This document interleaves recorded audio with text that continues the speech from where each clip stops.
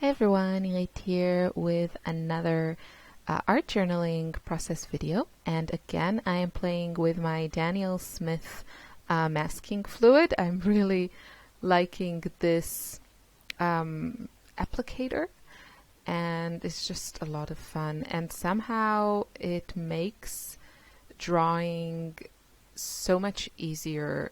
And well, you'll be the judge, but I find it to be a really great way of playing with watercolors and getting really good results that I don't think I could get without it. So I don't know, there's just something about it that really makes playing with color easier, because you have that freedom to kind of apply the color where you want it, and because of the masking fluid, the shape is already there for you. So you can get a lot of freedom and play with a color application, and you don't have to worry about the shape or losing the shape, which many times kind of happens to me when I'm trying to draw something with watercolors in a very loose fun way. So this has been like really, really fun. And I was really in the sunflower mood. We have around us here in the Austrian countryside, there are fields of sunflowers, and I've been wanting to go and take photos for weeks now, but it's never easy. There are always kids in my car, and they always have demands, and it's just not possible to drive around and look for lovely sunflowers. So luckily the internet has all kinds of wonderful, what do I want to say? Oy, the word escapes me. Not resources, reserves. I don't know. Anyway, one of my go-to websites for reference photos is Pixabay, and they have their commercial, free for commercial use photos. So you can download them and save them and use them, and you don't have to worry about any copyright issues. So I was just feeling in the sunflower mode, and I highly recommend trying this. So if you feel like you want to draw something and you don't want to draw completely from your imagination, because that sometimes can be difficult, to get the details right when you're just imagining things, but also you don't want to draw exactly everything in the reference photo. So here is something that will help you. You don't have to. You can just pick and choose whatever you want from your reference photos, and even combine things, and just have fun. So you see me actually working on two projects here in this video. It's not a super short video, but it's not really long, and I only sped it like double the speed. So usually like my scrapbooking videos are 4 times the speed. But this was really fast, and I like that. Many times I don't have a lot of creative time, and it's really nice to just create something fast. So you can see me, I'm just at the sketching stage, and on the right I was sketching this lovely vase with sunflowers, but I didn't want all the background. I thought that would just be distracting, so I ignored it, and I basically made a very simple table wall situation going on there. And I highly suggest that you do the same. So just think outside the box, and you can totally pull out from reference photos just the pieces that you want to paint, and don't feel obligated to paint things that you don't want to paint. So that was my super fast sketch, and now moving on to watercolors. And I'm going to use for both of these kind of a similar watercolor palette, color palette, I mean, kind of autumnal, and but with my twist on it, because I really tried to just pick colors that I'm really, really excited about. So I know this is also, maybe that sounds like really simple to someone. Well, of course you choose colors that you like. But to me, sometimes I feel like, okay, maybe I should use colors that you see a lot when you go out in the fall season. But honestly, a lot of those colors don't really excite me, like greens and browns. They're not that exciting. And for me, the yellows, like those earthy yellows and oranges and deep reds, are more interesting.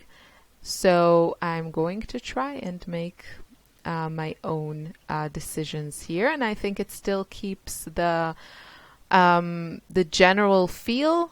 I think it gives you that kind of autumnal feel, but with still remaining kind of true to my personal color aesthetics.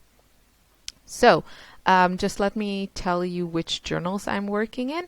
So this one is a nice kind of landscape orientation notebook from Stillman and Byrne. It's from their beta series, which is my favorite. They have, I think, 6 series and with 6 different types of paper. And each type of paper has a whole variety of sketchbooks with different sizes and different covers. So I think probably anyone could find their favorite kind in the Stillman and Byrne selection. And my favorite is the beta series. It's the extra heavyweight white paper that is cold pressed, so that has a little bit texture. And and this one is a soft cover, kind of smaller landscape journal, which is great if you like to draw landscape. Just the orientation makes sense here. Or for me, now that I'm working with these 4x6 reference photos, so it kind of works well with that size. So yeah, you see me just playing around, and I have to say I wasn't sure what I was going to do. I actually don't draw and paint a lot from reference photos like this, but I really felt like it. I felt like I wanted a little bit of connection to reality and seeing how things look. So like really look, instead of just playing with paints, which is what I like to do most of the time. And this was really fun, and I enjoyed creating this a lot.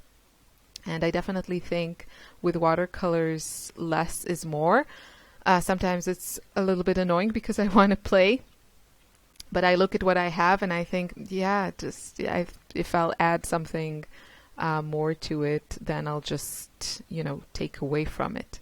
So leave it alone. And that's another good thing, I think, about working on a few pieces at the same time, that you're more likely to leave something alone when you're not sure what to do and just move on, when you have like another painting or sketch or something waiting for you. So I was actually working on all of these, like these 2 art journal spreads or 3 sketches or whatever you want to call them, kind of working on them together so I could move around. But I didn't go back, I think, if I remember correctly, I didn't go back to this sketch to add anything because I just liked the way it looked as it was. Very simple, very fresh, not overworked, and yeah. So this one is like the larger, super, super loose sunflower. And this time I decided to take the photo, I'm guessing had some, post editing work done on it, because the colors, I haven't seen such orange sunflowers. Maybe I'm wrong, but it looks to me like it was messed around. It's a beautiful photo, don't get me wrong, and I printed it because I felt it inspired me. But the colors I think are a little bit different than they are in reality, but I decided to go with it because I really liked that orange.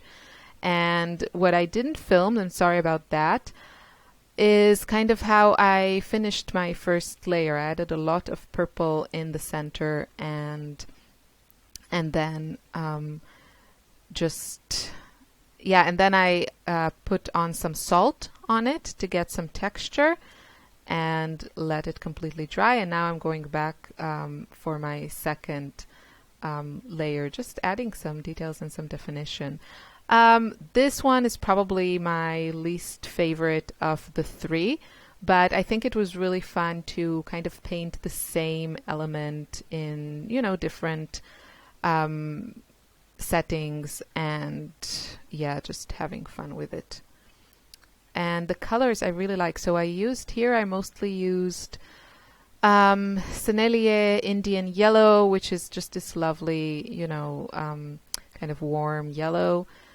And I used, what else did I use? I think maybe I used a little bit of transparent orange from Schmincke, and that gorgeous purple is the Schmincke Brilliant Red Violet, which is just an amazing color, and I don't think it's very easy to find it if you don't get the Schmincke one. And that's a gorgeous color. It's not light fast, or it doesn't have any light fast ratings, but it's amazing. So, moving back to my large, more playful, more whimsical piece here. And what I really enjoyed about this one is that I did a lot of color mixing. So I mixed a lot of that Schmincke Brilliant Red Violet, which you can see kind of in its pure form in some areas of the center of my sunflower. I mixed it a lot with my yellows and oranges. And if you want to know exactly which colors I have in my palette, I have a whole video showing this palette. Although I think that I made some changes recently. And you see now this yellow that I added, this buttery yellow, which is just gorgeous. And I love the combination of it with all these kind of warm autumn colors. So that yellow is called titanium yellow, if I'm not mistaken. It's similar to the Naples yellow, but you see I have them both actually right next to each other, and the titanium yellow is just a lot more yellow and buttery, and the Naples yellow is a little bit, I would say, more earthy, a little bit warmer than the titanium yellow. And I just love how the titanium yellow played with all the oranges and purples in this. I'm also adding another new color to my palette, which I absolutely love, that is called Mahogany Brown. And it's just, I usually don't like browns, but this one is kind of a grayish brown that has wonderful granulation. It's also by Schmincke.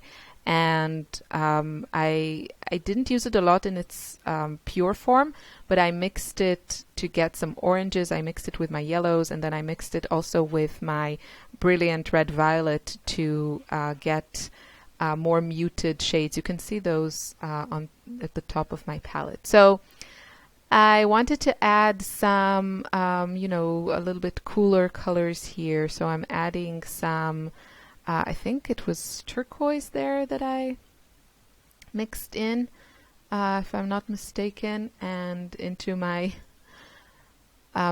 Brilliant Red Violet.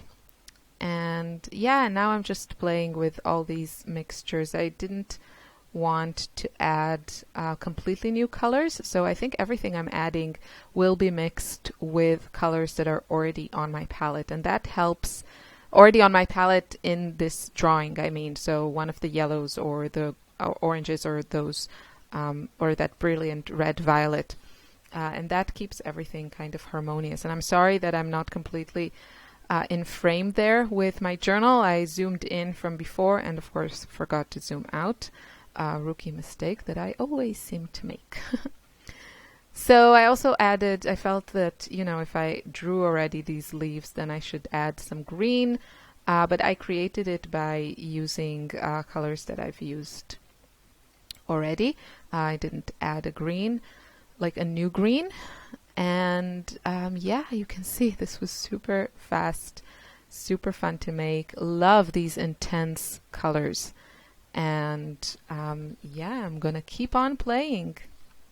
Through the magic of video editing, I'm here again for you, no time has passed, but for me, it's been now, I think, 4 or 5 hours since I recorded the previous narration part, because I had to pick up Lily from the kindergarten, and then we hung out for a few hours, and now she's down for her nap. So at this point, you know, I colored all my main elements on my layout, and I'm just playing around, so you can see there's a whole lot of color mixing in my color palette. I was kind of challenging myself and just trying out different combinations from the colors that I've already used here. And yeah, just playing around. I felt that I needed something in the background. It was just a little bit too stark for me. This is a personal preference type of thing. You can definitely leave more white space. But I wanted just a little bit of color, and I think because I didn't want anything to take away from what I've painted so far, I really was trying to mix some semi-neutrals, some semi-neutral colors, and using them with a lot of water, just to have a little bit of color in the background, nothing that will overpower this. And kind of a happy accident was when I was painting next to my son, because I painted with so much water, some of it I kind of touched it, and then some of it, despite the masking fluid, kind of spilled into my background, and I really liked how that looked. So I helped other areas in my painting here to do the same, and I just love those areas where the color kind of runs out of the image into the background. I let everything completely dry. You want it to be completely dry, and then it was time to remove all the masking fluid. So you can see, obviously, after it dries, it's not fluid anymore. It's just like this rubber consistency. And you can use an eraser. I also got a recommendation for like a special eraser. What was it called? I can't remember. No, I can't remember. So yeah, but this time I actually used my hands, and I think maybe it was a little bit easier than the eraser. So you could leave it kind of stark white, which is also a lovely look, or you can go back with something. You can add, of course, more watercolors and work more on your images, but I really like the freshness and looseness of keeping it kind of with one layer. And I did want to add more detail, and I felt like scribbling with my pencil, and I'm keeping this super loose, super scribbly, if that's a word. I just found that I really enjoy kind of letting my hand, I don't know, do what it wants on the page and not try to control it. I don't know, maybe it sounds weird because, well, you know, my brain hopefully controls the rest of my body.